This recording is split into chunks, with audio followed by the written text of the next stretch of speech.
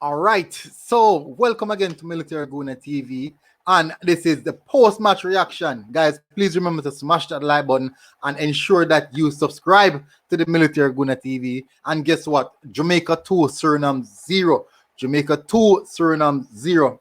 So Jamaica has take out the Ratchik and dung in your neck and body lay dung.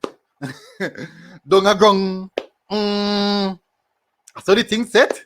Anyways, if you guys know what I'm talking about, Jamaica defeated Suriname 2-0 in an emphatic game, very, very competitive game. And I can tell you that it was a good game, an enjoyable game. Now, you guys know me.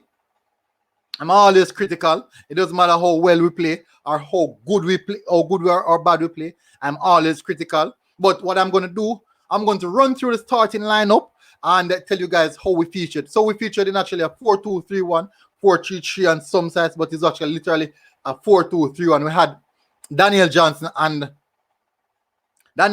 and Michael Hector in the central area, Central Park. We had Amar Bell at left back, Alva Spoil at right back. We had Damian Lowe and Liam Moore as the centre back pair with Andre Blake in the goal. Up front, we had Shaman Nicholson leading the line, Leon Bailey on the right, and Bobby Reid in attacking midfield position, and Blair Turgot over onto the left-hand side. So they start off with Sean Claiborne at right back, Dan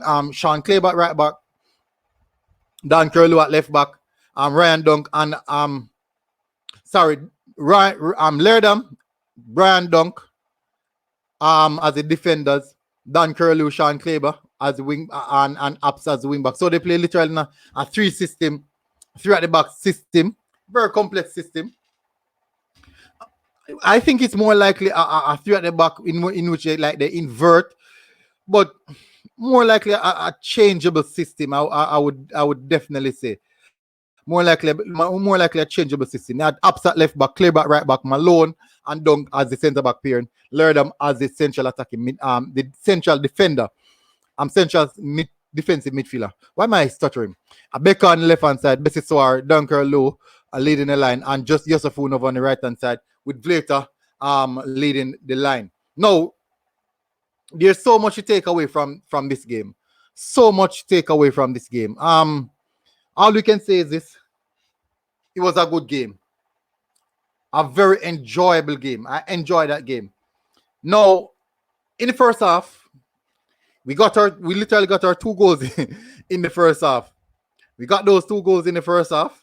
On the 6 minutes, a beautiful strike from Shaman Nicholson. Beautiful build-up play from Leon Bailey. Cut inside, cut outside, that twinkle toes in front of the 2 defenders. Pass it on to Daniel Johnson. Daniel Johnson cut inside and back, and then a reverse pass onto Shaman Nicholson. Shaman Nicholson dragged it across the goal and hit it hard and low to the far right of the keeper, to the far post in that little small sweet corner. And then now in the second goal, which was scored in the 26 minutes by Bobby Reid, a long ball inside of the dangerous area from Damian Lowe, head out from Dunk, right onto the volley of Bobby Reid, where Bobby Reid had to put it in the back of the net, a postage stamp inside of the back of the net by Bobby Reid himself. And I'm telling you, people, it was a very two beautiful goal. Now, let's look at this now, people. As much as we can celebrate that it was a very good game, very good first half. We finished the first half with 47% possession, and Suriname had 53% possession. We still saw issues that we want to sort out, such as the midfield lacking Hector out of position quite often. Consistently tracking. We lack that sharpness in regard to the midfield position, because in the midfield you can see that we still haven't sorted out that areas yet. But we could actually put it to the fact that it's the first game that we're playing, and that's the reason why we didn't look that sharp in the first half. Now, moving to the second half, we seem to sit back a bit too deep for my liking. I strongly believe that we sit back too deep. Now, why would I say that we sit back too deep? We sit back in our own half in the second half, people. I'm not sure if you guys know. So in regards to statistics, we start to make our first change a bit on the late side, I would say. And I do believe that we could have made it early. Suriname started to make their change a bit earlier than us, and we were losing control of the game at that time in particular. Our first change came on the 72nd minute for Blair Turgot, and at that point in time, I do believe that Shaman Nicholson was running a bit weary. He seems out of legging, moving a bit heavy. He didn't have the energy to come back and support the midfield, then burst forward again. So I honestly believe that Shaman Nicholson would be the one come off, but it was actually Blair Turgot. Blair Turgot was actually having a good game. My three most important key players for this game was actually Damien Lowe, Daniel Johnson, Blair Turgot. They were the key players. The entire team put in a shift, but these guys were the three key guys that actually stood out the most. Now, our first change came on the first the triple change on the 72nd minute. At that point in time, Suriname had made two changes already for Kleber and Hasselbank. Kleber and Villeta coming on, for Hasselbank coming on, and Kulik coming on, respectively. But in regards to changes, I won't say. I do believe that O'Neill Fisher was actually a forceful change because Alvas Paul went down. I'm hoping that Alvas Paul is okay. Devon Williams came on the pitch and he stepped up the tempo. Speedy stepped up the tempo. When he came on for Michael Hector, he stepped up the tempo, pinging the passes really, really sharp and crisp, moving around. We get a bit more mobility inside of the midfield park when Devon Speedy Williams came on. So, as I said, there's so much to take away from this game, so much positive, but also we can be critical, politically critical about some of these, and honest criticism of some of the decision making. So, for example, we can say that Leon Bailey, up to Leon Bailey's standard, we have yet to see him hitting that original height. In the first goal, he was a massive contributor to the first goal, but we want more. I would say we want more. I can be the person who's just greedy, but I think we want more. He's a marquee player. He's a poster boy. We want a bit more. Magnificent goal from Bobby Reid. As I said, posted stamp off the half volley, right inside of the back of the net, and that is top class quality from Bobby Reid. Now we sit back too deep. We sat back too deep in this game, I believe. In the second half, we sat back too deep and invite pressure. Yes, we can say that we were already winning the game. We can say that that is the tactics being deployed, defending the 2-0. But in the same sense, they weren't hurting us. They had more possession, but they weren't creating a lot of chances.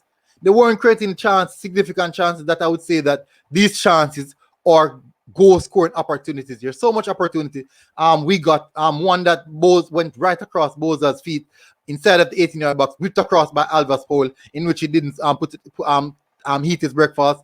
And I do believe that when you get those meals, that ackee and saltfish, boiled dumpling, banana, sweet potato, with a glass of lemon juice or lime juice, with a 2-cube ice cube in it, just spinning around like that. Boza, that is your breakfast, that is your lunch, that is your dinner. You should be eating that food. You should be eating that food. Just look at those eyes. Don't you want to drink that? Those eyes twirling around. Don't you want to drink that cool lemonade or limeade? Don't you want to drink that? Come on, Boza, finish those. But in the same sense, strong performance from the boys. If I should say, pick out a few players that really stand out. Liam Moore, solid performance from Liam Moore. Blair Turgot, solid performance from Blair Turgot. Also, Daniel Johnson, maestro in the midfield. He keeps it moving, he keeps it ticking. Only if I know Hector is there for like cleaning up, creating the chaos, stone crusher tackles, but I do believe that he should add a bit more in regards to the possession of the football. He's not helping us retaining possession of the football. But Daniel Johnson, creme de la creme, midfield maestro, he keeps it ticking. Now for Damien Lowe, I'm saying it right now, man of the match. It has to be between Damien Lowe and Daniel Johnson. I'm finding it very, very difficult to decide. Both of them get 9 out of 10 for me. They could literally get a 10, but both of them get 9 out of 10 for me. So it's difficult to choose between. But for this game, for this game, I would say Damian Lowe had a striker, a Vlater. How can I refer to it as? I don't know, but Vlater was non-existent. Damian Lowe was literally on his heels, niching at his ankles, snapping at his ankles, breaking at his shoulder, tearing off his arm, his headpiece. Great performance from Damian Lowe. And you guys know that I'm a massive critic of Damian Lowe, but I stand here to tell you that he did put in a solid performance. But yet still, it is the first game. The team can be sharper.